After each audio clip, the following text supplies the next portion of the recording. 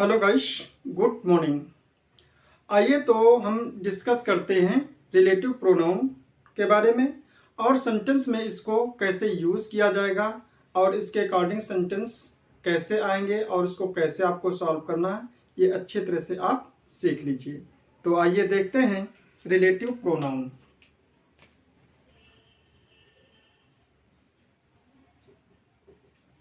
Relative pronoun, इस relative pronoun में आपको क्या सीखना है, जैसे एज है और बट है। यह क्वेश्चन बहुत ही इम्पोर्टेंट है और ये इस समय पर एग्जाम्स में बहुत तेजी से पूछा जा रहा है, बहुत ज़्यादा पूछा जा रहा है और ये बहुत ही तरीके से पूछा जा रहा है। कहीं पर आपका कंजंक्शन में पूछ लेता है, तो कहीं आपका सब्जेक्ट वर्ब एग्रीमेंट में पूछ लेता है, तो कहीं आपका इसमें रिलेटिव प्रोनाउन की तरह पूछ लेता है। इसका यूज तीन टाइप से किया जा सकता है। आपका किसमें, सब्जेक्ट वर्ब एग्रीमेंट में भी किया जाता है और कंजंक्शन में भी किया जाता है और रिलेटिव प्रोनाउन में भी किया जाता है। क्लियर? लेकिन यहाँ पर जो रिलेटिव प्रोनाउन की तरह जो हम डिस्कस करेंगे उसको आप अच्छी तरह से समझ लीजिए। तो देखिए, पहले हम रिलेटिव प्रोनाउन एज का यूज देखते हैं।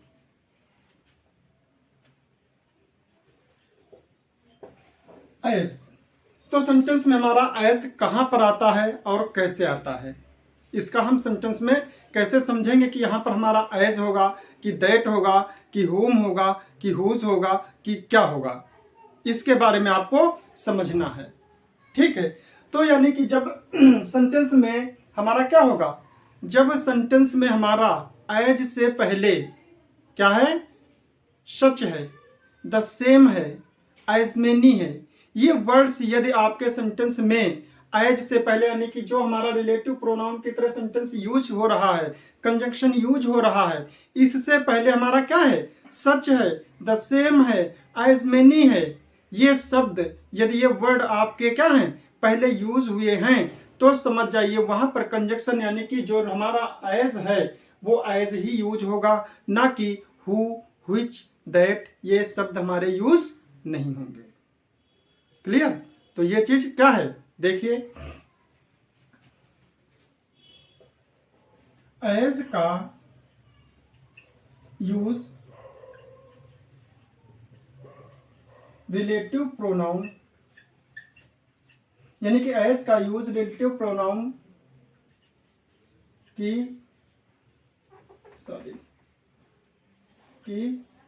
तरह उस समय होगा जब सेंटेंस में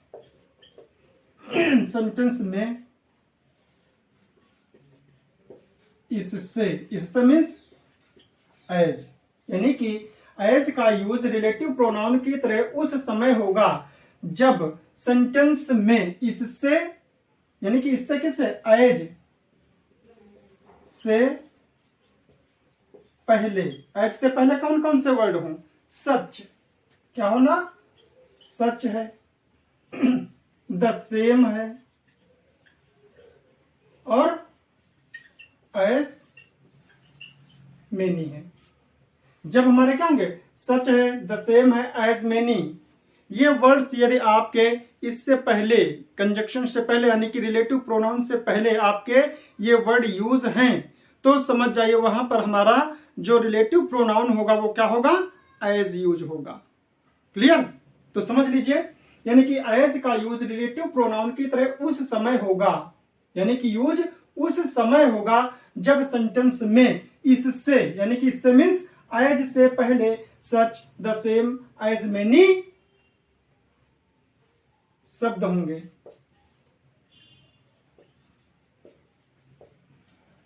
ठीक,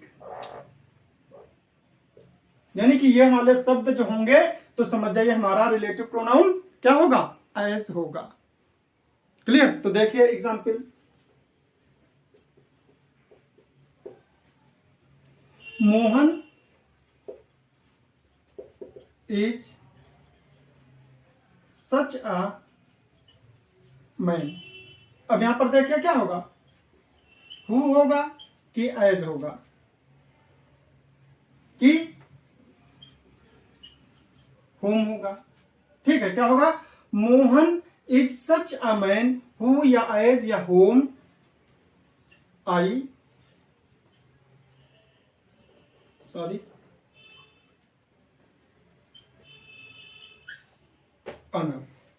देखिए अब यहाँ Mohan is such a man who या एज या होम आई ऑनर। अब देखिए सेंटेंस में क्या आपका यहाँ पर हमारा मैन, इसमें इज के बाद में हमारा क्या आ गया? सच आ गया है। तो यहाँ पर हु का यूज नहीं होगा। क्यों? क्योंकि हु का यूज आपका नॉमिनेटिव केस में किया जाता है जिसको एक वर्ब चाहिए, लेकिन यहाँ पर वर्ब क्या आपकी है नहीं, तो इसके साथ में हमारा नहीं होगा। अब देखिए क्या है, ये हमारा ऑब्जेक्टिव केस में यूज होता है। आई ऑनर हिम, तो होम का भी यूज किया जा सकता है, लेकिन कंडीशन हमारी क्या है? सच वर्ड यूज किया गया है, इसलिए सच के साथ में हमेशा रिलेटिव प्रोनाउन या कंजक्शन क्या आता है? एज आता है। इसलिए हमारा होम का भी यूज नहीं होगा। क्या होगा? एज होगा। क्लियर? देखिए नेक्स्ट,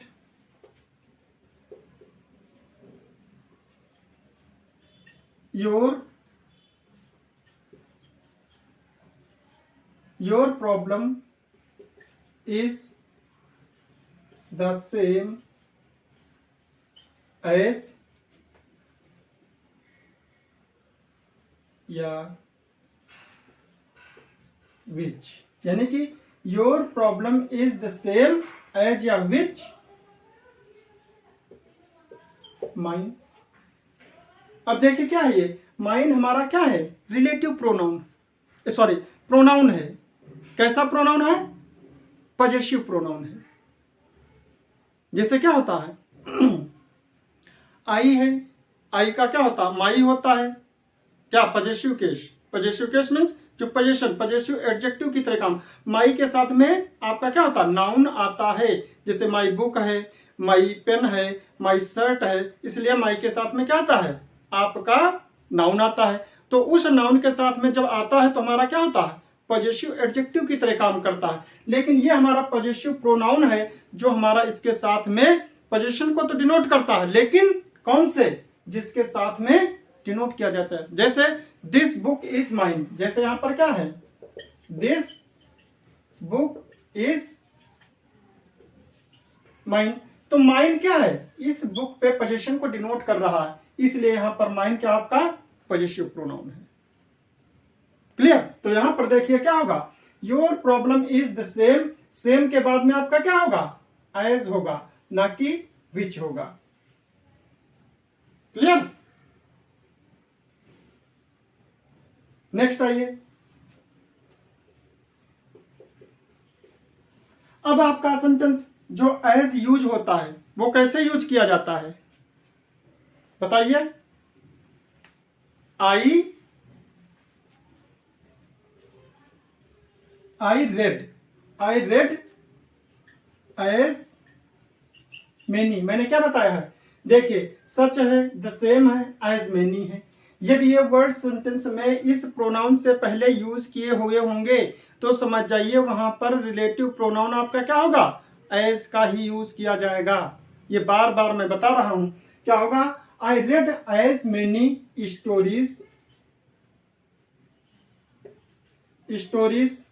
एज या विच। क्या होगा? I read as many stories as I could. यहां पर क्या होगा? विच का यूज नहीं होगा, यहां पर क्या होगा? एज का यूज किया जाएगा। क्लियर? तो देख लीजिए आप, ये सेंटेंस आपके सामने है। नेक्स्ट टॉपिक आपका क्या है? जब सेंटेंस में क्या है? जब सेंटेंस में किसी भी निगेटिव सेंटेंस में, यानी कि जब हमारा निगेटिव शब्द आ जाएगा तो उसमें हमारा जो रिलेटिव प्रोनाउन होगा वो क्या होगा? बट होगा। क्या होगा? बट होगा। ठीक है, तो देखिए रूल आपका क्या है।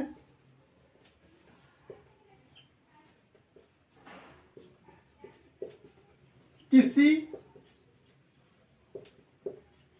निगेटिव शब्द के बाद, किसी निगेटिव शब्द के बाद रिलेटिव प्रोनाउन बट का यूज होगा। समझ लीजिए, किसी निगेटिव शब्द क्या होता है? नो होता है, नन होता है, नॉट होता है। ये हमारे क्या हैं? Negative words. कौन से हैं?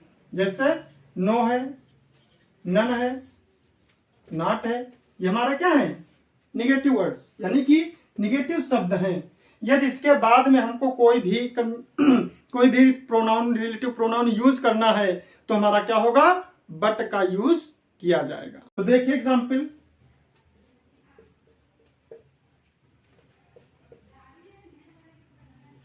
There is none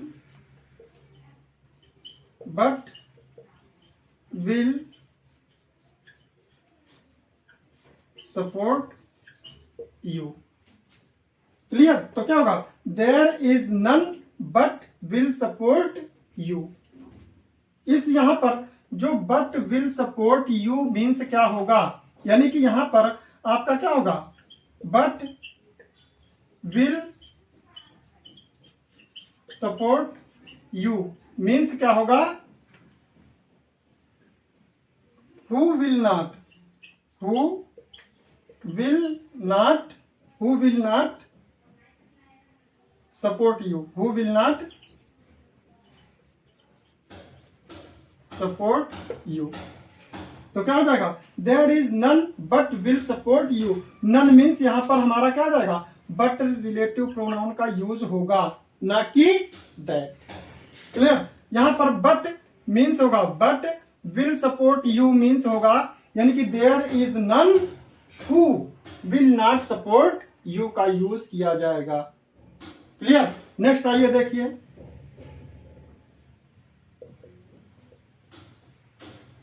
there is no Hindu, there is no Hindu but knows the story of the Ramayana. अब यहां पर क्या देंगे? There is no Hindu, there is no Hindu but knows the story of the Ramayana. अब यहां पर क्या होगा? But knows the story of the Ramayana. तो यहां पर क्या होगा? यहां पर क्या होगा? There is no Hindu but knows the story of the Ramayana. तो यहां पर क्या होगा? यहां पर होगा who does not know, who does not know, who does not, who does not know the story of the Ramayana. Clear? तो यहां पर क्या हो जाएगा? Who does not know the story of the Ramayana क्या है? But knows the story. यहां पर क्या है? But knows the story of the Ramayana. जबकि यहां पर क्या है? There is no Hindu, no आ गया, इसलिए यहां पर रिलेटिव प्रोनाउन का क्या होगा? बट का यूज होगा। नेक्स्ट आइए देखिए, there is no flower but has colour. यहां पर क्या है? देयर इज नो फ्लावर, यहां पर नो आ गया, इसलिए यहां पर रिलेटिव प्रोनाउन क्या होगा? बट का यूज किया जाएगा। क्या होगा? बट का यूज किया जाएगा। क्या है? There is no flower but has colour. तो यहां पर क्या होगा? But has colour, it means which has not colour. यानी क्या क्या होगा? Which has not colour, which has not colour. आपका क्या है सामने? फिर देखिए, किसी नेगेटिव शब्द के बाद रिलेटिव प्रोनाउन बट का यूज होगा।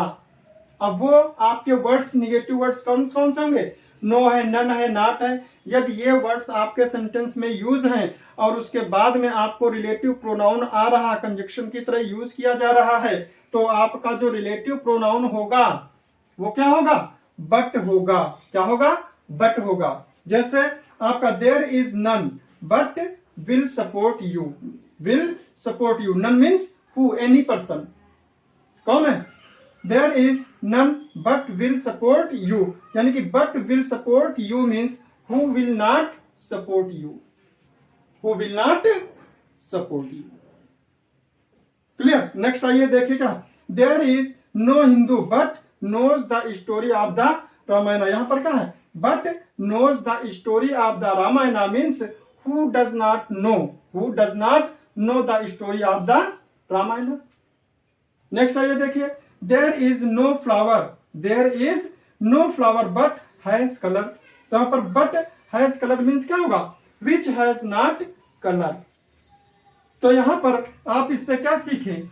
बट जो हमारा रिलेटिव प्रोनाउन होगा वो क्या होगा? हमारा हु, नॉट या विच नॉट से रिलेटेड होगा। यानी कि जहां पर बट होगा वहां पर क्या होगा? हु नॉट या विच नॉट का यूज किया जाएगा, जैसे कि ये हमारा है। ठीक है? जैसे क्या है? हु विल नॉट, यानी कि हु विल नॉट। जो यहां पर आपकी हेल्पिंग वर्ब आए, जो ऑक्सिलरीज आए, जो भी आए, जो मॉडल्स आए, वो यहां पर यूज कर दिया जाएगा। उसके बाद में विल नॉट, हु नॉट या विच नॉट का यूज किया जाएगा और ये हमारा रिलेटिव प्रोनाउन की तरह काम करेगा। ओके, आइए नेक्स्ट देखते हैं रूल। आपका ये रूल है सेंटेंस में यदि हमारा रिलेटिव प्रोनाउन होता है तो जब रिलेटिव प्रोनाउन का यूज किया जाता है तो कभी कभी हमारा क्या होता है? ऑब्जेक्टिव केस में जो हमारा रिलेटिव प्रोनाउन यूज होता है, किसमें? ऑब्जेक्टिव केस में। जो सेंटेंस में हमारा ऑब्जेक्टिव केस में रिलेटिव प्रोनाउन यूज किया हुआ होता है वो क्या होता है? कभी कभी छिपा होता है, वो हमको डिनोट नहीं होता है, हमको नहीं मालूम पड़ता कि इसमें ऑब्जेक्टिव केस में हमारा रिलेटिव प्रोनाउन यूज हुआ है। लेकिन क्या होता है? वो कभी कभार होता है। कोई भी ऐसे कुछ सेंटेंसेस ऐसे होते हैं जिसमें आपके क्या होते हैं? रिलेटिव प्रोनाउन छिपा रहता है। क्लियर? तो देखिए रूल आपका क्या है। कभी कभी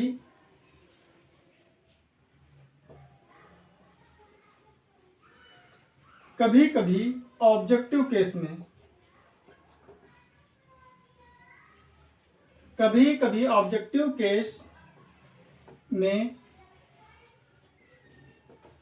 रिलेटिव प्रोनाउन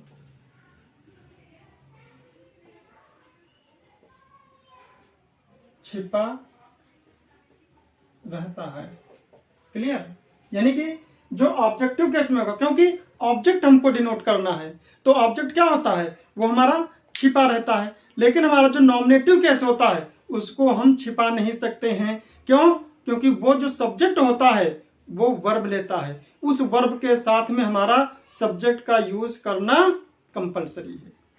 क्लियर? उसको हम छिपा नहीं सकते। लेकिन जो सेंटेंस में हमारा ऑब्जेक्टिव केस में जो हमारा रिलेटिव प्रोनाउन होता है वो छिपा रहता है। कैसे? देखिए,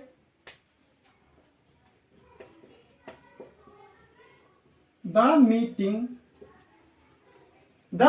meeting I attended yesterday was successful।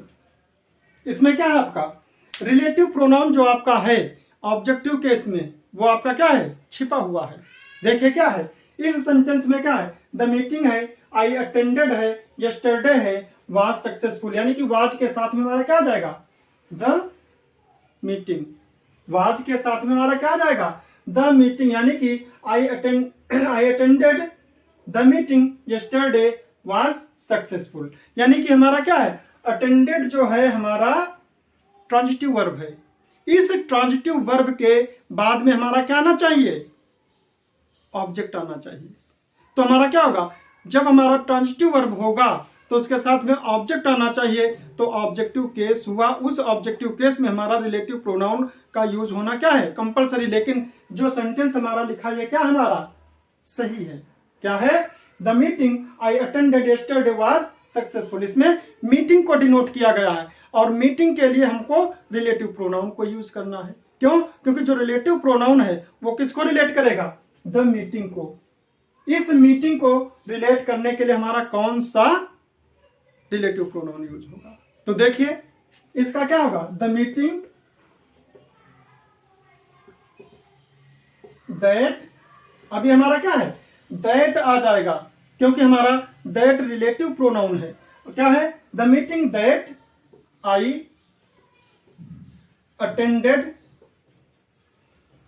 Yesterday was successful. अब देखिए क्या है, इस वर्ब का, इस ट्रांजिटिव वर्ब का हमारा ऑब्जेक्ट क्या आ गया, हमारा ऑब्जेक्ट आ गया वर्ब के बाद में। लेकिन ये दैट किससे रिलेटेड है, मीटिंग से रिलेटेड है, इसलिए दैट हमारा क्या हुआ, रिलेटिव प्रोनाउन होगा। और ये हमारा किस में आ रहा है, object I attended the meeting. The meeting किसके लिए, दैट के लिए, यानी कि दैट आई अटेंडेड, यानी कि दैट आई अटेंडेड, यानी कि आई अटेंडेड द मीटिंग। ठीक, I attended the meeting that was successful. यहां पर क्या है, इसलिए हमारा क्या है, दैट ऑब्जेक्ट केस में आ गया, ऑब्जेक्टिव केस में है। इस टाइप से सेंटेंसेस में हमारा क्या होता है, रिलेटिव प्रोनाउन छिपा रहता है। क्लियर। नेक्स्ट है, ये देखिए अगला रूल आपका क्या है, अगला रूल ये है कि कभी कभी सेंटेंस में ये भी होता है कि आपका क्या होता है, एंटीसीडेंट छिपा रहता है। क्या होता है, एंटीसीडेंट। रिलेटिव प्रोनाउन का जो एंटीसीडेंट होता है वो छिपा रहता है, लेकिन रिलेटिव प्रोनाउन जो है वो क्या होगा, हमारा यूज होता है। और वो रिलेटिव प्रोनाउन किस पे डिपेंड करता है, अपने एंटीसीडेंट पे। वो रिलेटिव प्रोनाउन जिसके लिए यूज होगा उसी के अकॉर्डिंग हमारा जो रिलेटिव प्रोनाउन के बाद में वर्ब है या जेंडर है उसी को क्या किया जाता है, यूज किया जाता है। इसलिए रिलेटिव प्रोनाउन डिपेंड किस पे करता है, एंटीसीडेंट पे। क्लियर। तो देखिए कभी कभी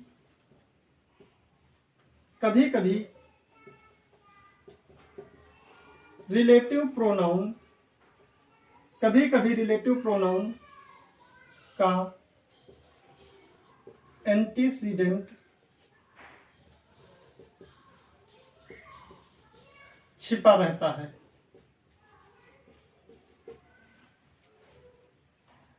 क्लियर। तो क्या होगा सेंटेंस आपका,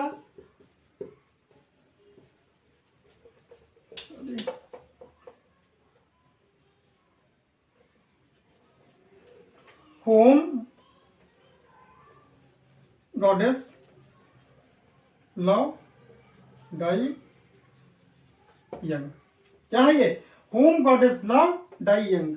इसमें आपका क्या है, इसमें जो होम है उसके लिए क्या आपको होना चाहिए, एंटीसीडेंट होना चाहिए।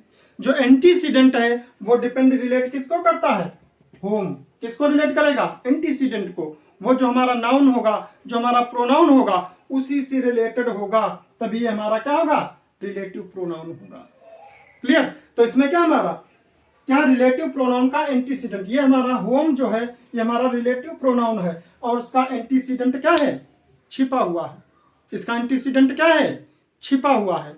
तो यहां पर क्या होगा हमारा, दोस। क्या होगा, those whom goddess love die young. Clear. तो हमारा क्या है, दोस हमारा रिलेटिव प्रोनाउन का एंटीसीडेंट होगा।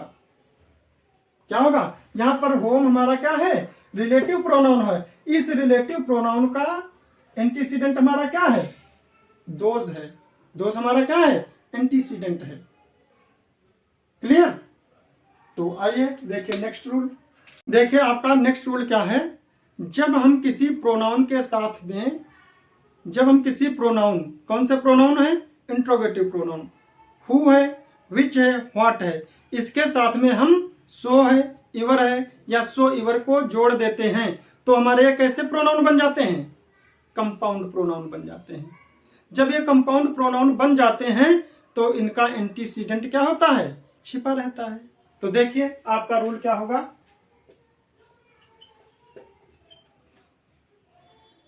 जब प्रोनाउन, कौन से? Interrogative pronoun. जब प्रोनाउन हु है, विच है, व्हाट है, यानी कि जब प्रोनाउन हु, विच, व्हाट को प्रोनाउन हु, विच, व्हाट के साथ क्या जाता है? इवर है, सो है, सो इवर जुड़ा होता है तो ये कंपाउंड इंटरेस्ट बन जाते, कंपाउंड प्रोनाउन बन जाते हैं। तब कैसे बन जाते हैं? कंपाउंड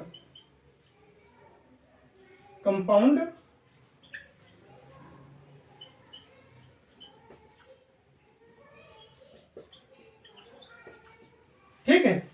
जब प्रोनाउन हु, विच, व्हाट के साथ में इवर है, सो इवर जुड़ा होता है तो ये कंपाउंड प्रोनाउन बन जाते हैं और तब इनका एंटीसीडेंट नहीं आता है। क्लियर? तब इनका एंटीसीडेंट नहीं आता है। क्लियर? तब इसमें एंटीसीडेंट का यूज नहीं किया जाएगा। जैसे देखिए क्या होगा? Who इवर comes, who इवर comes is welcomed, whoever comes is welcomed. Clear? Who इवर means क्या होता है? हु इवर, यहां पर क्या है? हु इवर मीन्स होगा एनी पर्सन हु, यानी कि एनी पर्सन हु इवर मीन्स होगा एनी पर्सन हु, यानी कि any person who comes is welcomed. Clear? यहां पर एंटीसीडेंट क्या होगा? छिपा हुआ होगा। क्लियर? देख लीजिए अभी इसमें क्या है? Whoever comes is welcomed, whoever means होगा एनी पर्सन हु। क्लियर? तो देखिए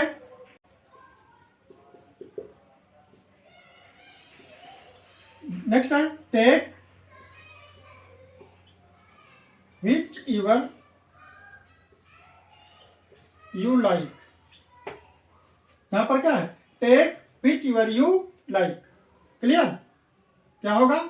take whichever you like. यहां पर विच इवर मीन्स क्या होगा? विच इवर मीन्स क्या होगा? यहां पर विच इवर मीन्स एनीथिंग विच, यानी कि क्या होगा? Anything which. देख लीजिए take whichever you like, यानी कि whichever means anything which, यानी कि take anything which you like. इसमें क्या है? एंटीसीडेंट्स आपका नहीं आया हुआ हो। क्लियर? नेक्स्ट आइए। नेक्स्ट क्या है? ही में डू, ही में डू, ही में डू व्हाट एवर, ही में do what ever he likes. यहां पर भी क्या? ही में do what ever he likes. इसमें भी व्हाट एवर मीन्स क्या होगा? व्हाट एवर मीन्स होगा एनीथिंग विच, यानी कि ही में do anything which he likes. Clear? तो देखिए ही में do what ever he likes, चाहे ही में do which ever he anything which he likes. ठीक, तो व्हाट एवर मीन्स क्या होगा, व्हाट एवर में एनीथिंग विच का यूज किया जाएगा, और इसमें एंटीसीडेंट क्या है, इसमें नहीं यूज होता है, इसके साथ में एंटीसीडेंट नहीं आता है। क्यों, क्योंकि हमारे ये कंपाउंड रिलेटिव प्रोनाउन बन जाते हैं। क्लियर, क्या होंगे ये हमारे रिलेटिव कंपाउंड होंगे, relative pronoun compound, sorry relative compound होंगे, relative pronoun compound relative pronoun होंगे। क्लियर, क्या होंगे हमारे कंपाउंड रिलेटिव प्रोनाउन, ये वर्ड्स हमारे कहे जाते हैं। क्योंकि देखिए प्रोनाउन हु विच व्हाट के साथ में इवर है, सो इवर जुड़ा होता है, तो ये हमारे क्या होंगे, कंपाउंड प्रोनाउन हो जाते हैं या कंपाउंड रिलेटिव प्रोनाउन हो जाते हैं, बन जाते हैं। इनका एंटीसीडेंट नहीं आता है, ये हमारे क्या होंगे, ये हमारे क्या है, कंपाउंड रिलेटिव प्रोनाउन। क्लियर, ये हमारा क्या है,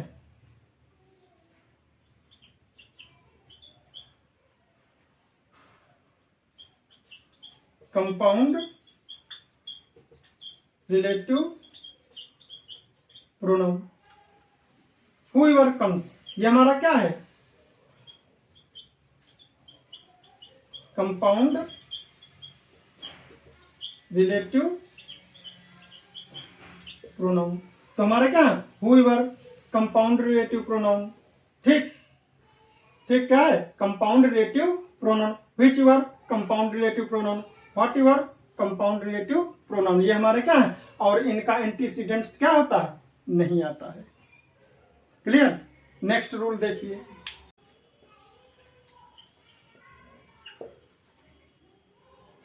इसमें यह होता है किसी भी रिलेटिव प्रोनाउन का जो एंटीसीडेंट है उसको क्या होता है, साथ में ही रखना चाहिए। किसी एंटीसीडेंट्स को रिलेटिव प्रोनाउन के साथ में ही रखना चाहिए। ऐसा न करने से क्या होता है, सेंटेंस का मीनिंग जो होता है वो चेंज हो जाता है। ओके, फिर से समझ लीजिए, यानी कि जो सेंटेंस में रिलेटिव प्रोनाउन का एंटीसीडेंट होता है उसको उसी के साथ में ही रखना चाहिए। दोनों क्या है, साथ साथ आने चाहिए। अगर जो दोनों को साथ साथ नहीं रखा जाता है तो क्या होता है, सेंटेंस का मीनिंग चेंज हो जाता है। ओके, तो देखिए सेंटेंस में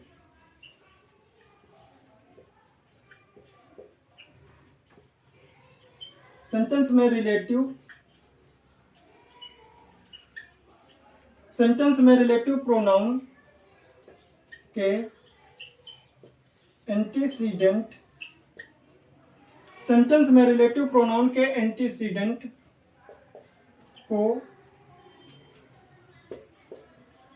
साथ में ही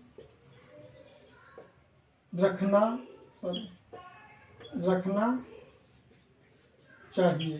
ठीक है, उसको साथ में ही रखना चाहिए। ऐसा ना करने से क्या होता है,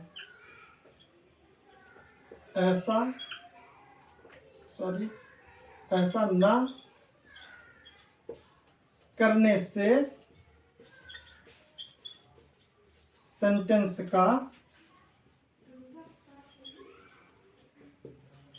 मीनिंग यानी कि अर्थ बदल जाता है।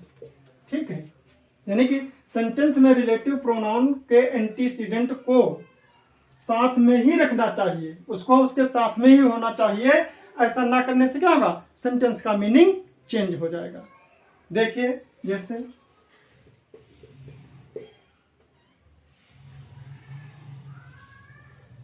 The girl who stood first in the class is my friend's sister। Clear, यहां पर क्या है, the girl who stood first in the class is my friend's sister। इसका मीनिंग क्या है। अब फिर देखिए दूसरे का मीनिंग क्या होगा। दूसरे का मीनिंग क्या होगा, देख लीजिए, देखो, देखिए यहां पर सेकंड में क्या है, the girl is the sister of my friend. क्या है, the girl is the sister of my friend who stood first in the class। क्या है, the girl is the sister of my friend who stood first in the class. अब इस sentence का meaning क्या है, इस सेंटेंस का meaning क्या है और इस सेंटेंस का मीनिंग क्या है। केवल क्या हुआ है, हमारा जो रिलेटिव प्रोनाउन है और उसका जो एंटीसीडेंट है, क्या है, इस हु का एंटीसीडेंट क्या हो गया, गर्ल हो गया, और इस हु का एंटीसीडेंट क्या हो गया, माय फ्रेंड है। क्लियर, दोनों का अर्थ क्या है, चेंज हो जाएगा। क्यों, क्योंकि दोनों के जो सेंटेंस वही है, the girl who stood first in the class is my friends sister, चाहे आप कह दिए is sister of my friend. Clear, is sister of my friend, चाहे माई फ्रेंड्स सिस्टर। क्लियर, क्या है, माई फ्रेंड्स सिस्टर। तो यहां पर क्या होगा, the girl is the sister of my friend. यहां पर क्या, who stood first in the class, इसका मीनिंग क्या है, वह लड़की जो कक्षा में प्रथम आई है, मेरे फ्रेंड की, मेरे दोस्त की क्या है, बहन है। ठीक है, इसमें क्या है, देखिए, वह लड़की जो कक्षा में प्रथम आई है वह मेरे मित्र की, मेरे दोस्त की क्या है, बहन है। जबकि इसमें क्या है, इस सेंटेंस में आपका बिल्कुल डिफरेंस है। क्या है, the girl is sister of my friend, वह लड़की मेरे दोस्त की बहन है जो कक्षा में प्रथम आया है। देख लीजिए यहां पर क्या है, वह लड़की जो कक्षा में प्रथम आई है, मेरे दोस्त की बहन है। क्लियर, क्या है, वह लड़की जो कक्षा में प्रथम आई है वह मेरे दोस्त की क्या है, मेरे दोस्त की बहन है। लेकिन यहां पर क्या है, the girl is the sister of my friend, वह लड़की मेरे दोस्त की बहन है। यानी कि क्या है, वह लड़की मेरे दोस्त की बहन है जो कक्षा में प्रथम यानी कि फर्स्ट आया है। दोनों का मीनिंग क्या है, चेंज होगा कि नहीं, देख लीजिए, the girl who stood first in the class is my friends sister. तो यह क्या है, वह लड़की जो कक्षा में प्रथम आई है मेरे दोस्त की क्या है, बहन है। लेकिन यहां पर जब हमारा एंटीसीडेंट चेंज हो गया, हमारा रिलेटिव प्रोनाउन का एंटीसीडेंट चेंज हो गया, तो हमारा क्या होगा, मीनिंग क्या होगा, चेंज होगा। यानी कि वह लड़की मेरे दोस्त की बहन है जो कक्षा में प्रथम आया है। पहले लड़की प्रथम आई थी, तब हमारा इंसिडेंट क्या था, द गर्ल था। लेकिन अब क्या है, हु माई फ्रेंड आ गया। ठीक, तो यहां पर क्या है, सेंटेंस में रिलेटिव प्रोनाउन के एंटीसीडेंट को साथ में ही रखना चाहिए। जो रिलेटिव प्रोनाउन के एंटीसीडेंट हों उनको क्या है, उनके साथ में, रिलेटिव प्रोनाउन के साथ में ही रखना चाहिए। ऐसा ना करने से क्या होगा, हमारे रिलेटिव प्रोनाउन जो होंगे वो क्या होंगे, गलत हो जाएंगे। सेंटेंस का मीनिंग क्या हो जाएगा, गलत हो जाएगा। इस पे भी आप बहुत अच्छे से वो कीजिए। क्यों, क्योंकि ये क्वेश्चन आपका कहां पर आता है, ये क्वेश्चन आपका आएगा सेंटेंस अरेंजमेंट में। जो PQRS वाले क्वेश्चन आते हैं उससे रिलेटेड ये क्वेश्चन है, ये रूल है, उसमें बहुत अच्छे से आपको करना पड़ेगा। ठीक है, तो ये रूल आप देख लीजिए और आप प्रैक्टिस कीजिए। और ये हमारा रिलेटिव प्रोनाउन यानी कि ये टॉपिक पूरा हमारा प्रोनाउन का टॉपिक समाप्त हुआ। नेक्स्ट टॉपिक हमारा रहेगा एडजेक्टिव का, ठीक, उसमें हम डिस्कस करते हैं। तब तक के लिए धन्यवाद।